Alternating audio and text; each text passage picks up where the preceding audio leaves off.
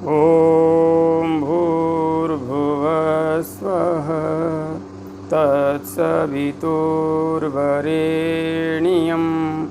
भर्गो देवस्य धीमहि धियो यो नः प्रचोदयात्। उस प्राण स्वरूप, दुखनाशक, सुख स्वरूप, श्रेष्ठ, तेजस्वी, पापनाशक देव स्वरूप परमात्मा को हम अपनी अंतरात्मा में धारण करें। वह परमात्मा हमारी बुद्धि को सतमार्ग की ओर प्रेरित करे। साधक भाइयों बहनों, जय श्री राम, जय गुरुदेव, जय माँ आदिशक्ति।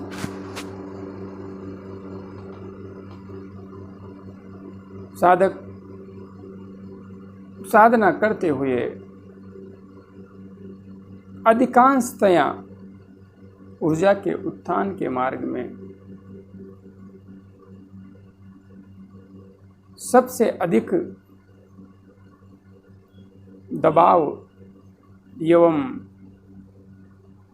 झटकों का महसूस जिस चक्र में करते हैं वह विशुद्धि चक्र है।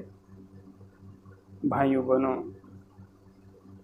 कई बार साधक इस चक्र तक पहुंची हुई ऊर्जा के उत्थान हेतु मार्गदर्शन मांगते रहते हैं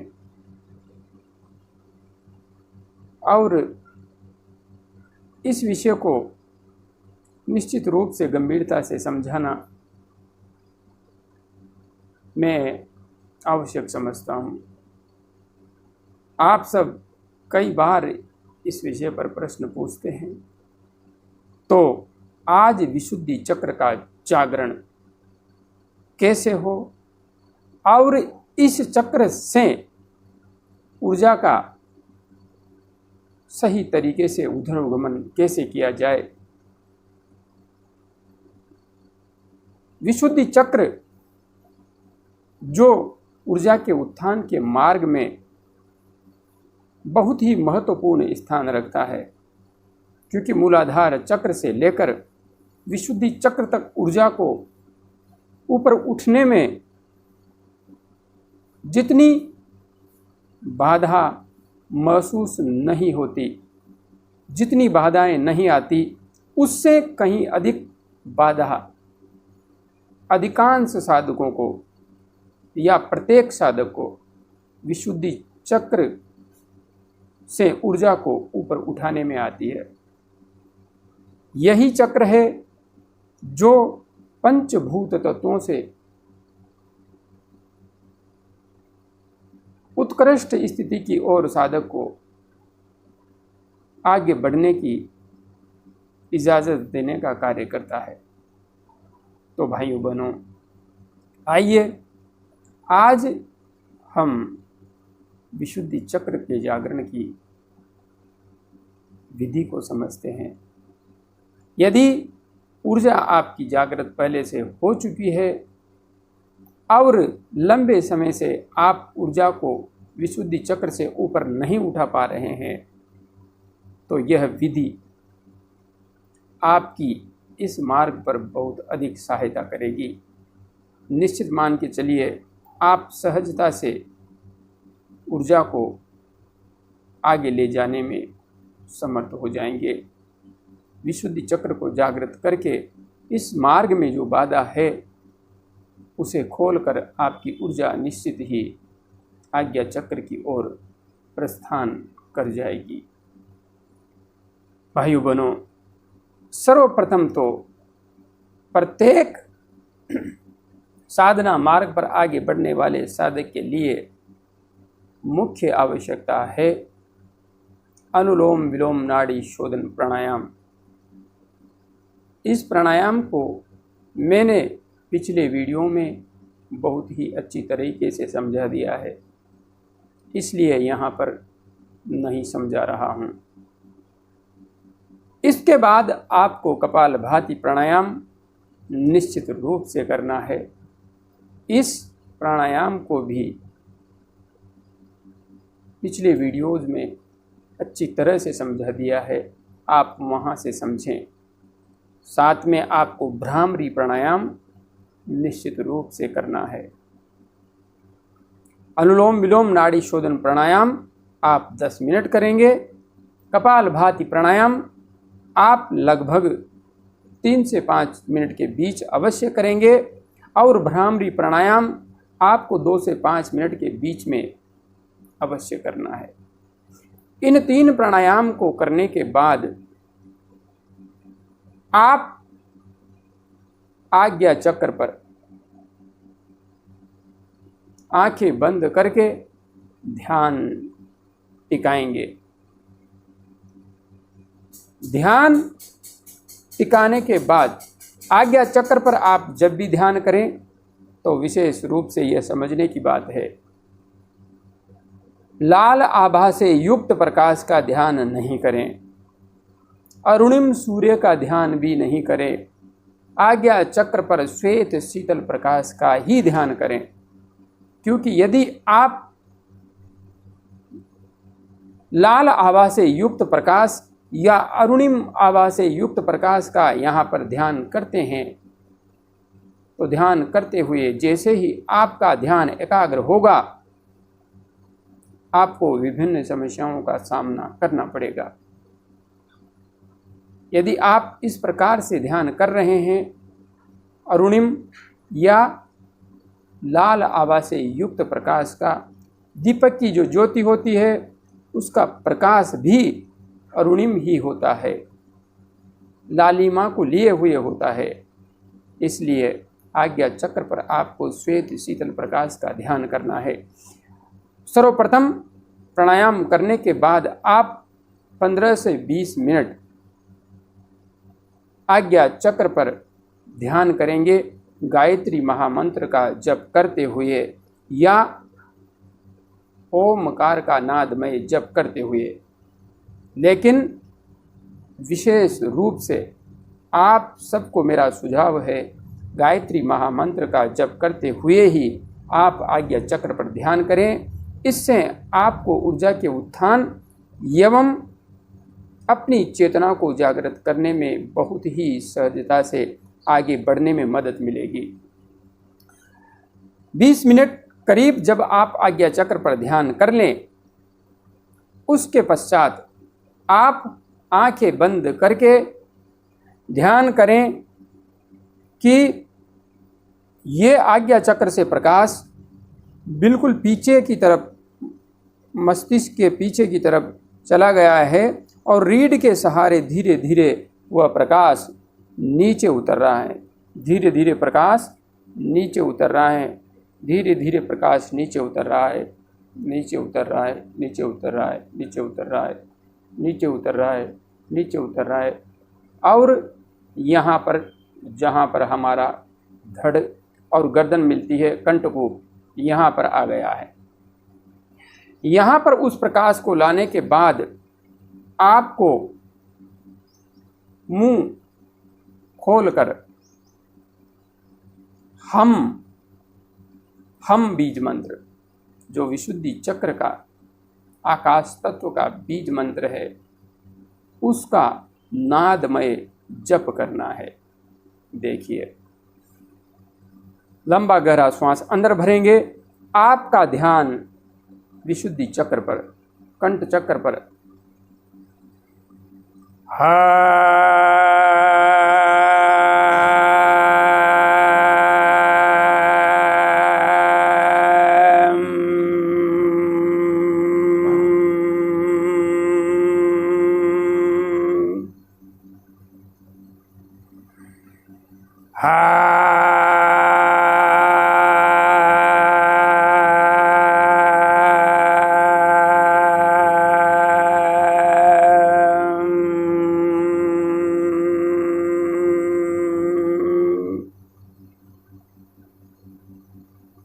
इस प्रकार से आपको हम बीज मंत्र का ध्वनि के साथ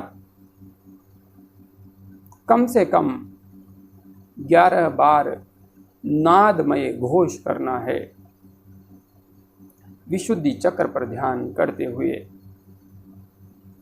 ह की ध्वनि मुंह को खोलकर करेंगे और अम की ध्वनि मुंह को बंद करने के बाद करेंगे। आप जैसे ही यह नादमय घोष करेंगे, नादमय उच्चारण करेंगे, तो विशुद्धि चक्र की जो नस नाड़ियाँ हैं वे विशेष रूप से झंकृत होंगी, उनमें हलचल होगी, उनमें कंपन होगा। इसके बाद में आप आंखें बंद करके बैठेंगे, बिल्कुल आंखें बंद करके बैठेंगे और आपको पुनः अनुलोम विलोम नाड़ी शोधन प्राणायाम लगभग 5 मिनट विशुद्धि चक्र पर ध्यान करते हुए करना है। दाहिना हाथ उठाएंगे, दाहिने हाथ के अंगूठे से दायां नासा छिद्र बंद करेंगे और बाएं नासा छिद्र से लंबा गहरा धीरे धीरे श्वास अंदर भरेंगे। आपका ध्यान सिर्फ और सिर्फ विशुद्धि चक्र पर रहेगा। श्वास अंदर लिया, प्राण को विशुद्धि चक्र पर ही रोक के रखा, ध्यान आपका विशुद्धि चक्र पर है।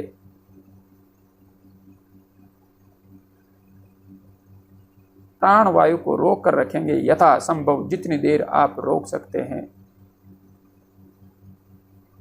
फिर मध्यमा और अनामिका अंगुली से बायां नासा छिद्र बंद करेंगे और धीरे धीरे दाहिनी नासा छिद्र से प्राण वायु को बाहर निकाल देंगे। आपका ध्यान विशुद्धि चक्र पर ही रहेगा।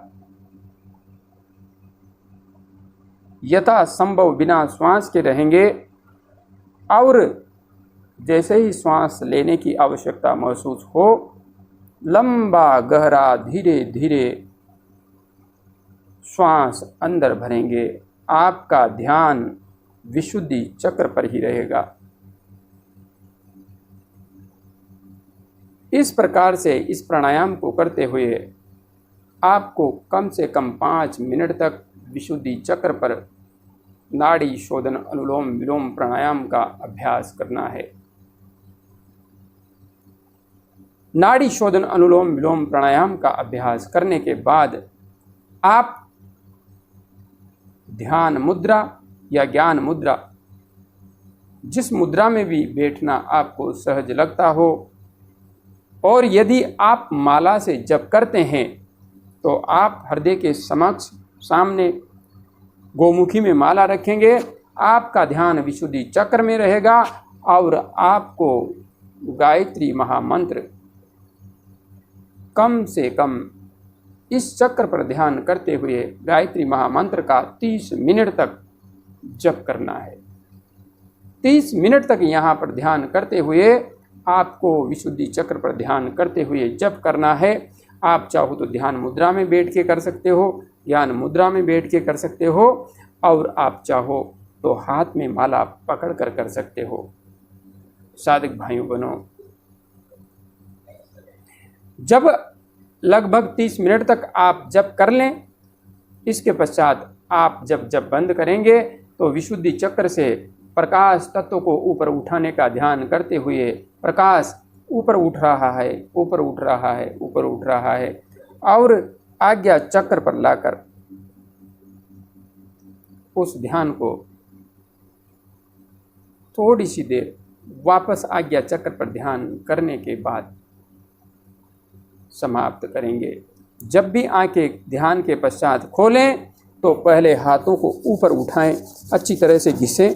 जब हथेलियाँ गर्म हो जाए तो आंखों के ऊपर रखें और आंखों को गोल गोल दाएं बाएं यानी कि घड़ी के क्लॉकवाइज और एंटी क्लॉकवाइज घुमाने के बाद धीरे धीरे हाथों को नीचे खिसकाएं, हाथों की अंगुलियों को चौड़ा करें और धीरे धीरे प्रकाश आने दें। इससे आपकी आंखों को कभी भी नकारात्मक प्रभाव नहीं होगा। बाकी यदि आप अचानक से तेज प्रकाश में आंखें खोलेंगे तो निश्चित मान के चलिए उच्च स्तरीय साधकों को आँखों में समस्याओं का सामना करना पड़ सकता है। इसलिए हाथों को घिसने के बाद ही आंखें खोलें। और ये इतना सा अभ्यास यदि आप कर लेते हैं तो यकीन मान के चलिए आपको विशुद्धि चक्र को जागृत करने में कोई भी समस्या नहीं होगी। बड़ी ही सहजता से आपका विशुद्धि चक्र जागृत हो जाएगा। और यदि आपकी ऊर्जा यहाँ तक आ चुकी है तो वह बड़ी आसानी से आज्ञा चक्र की ओर प्रस्थान कर जाएगी, ऊपर उठ जाएगी। जय गुरुदेव, जय माँ आदिशक्ति।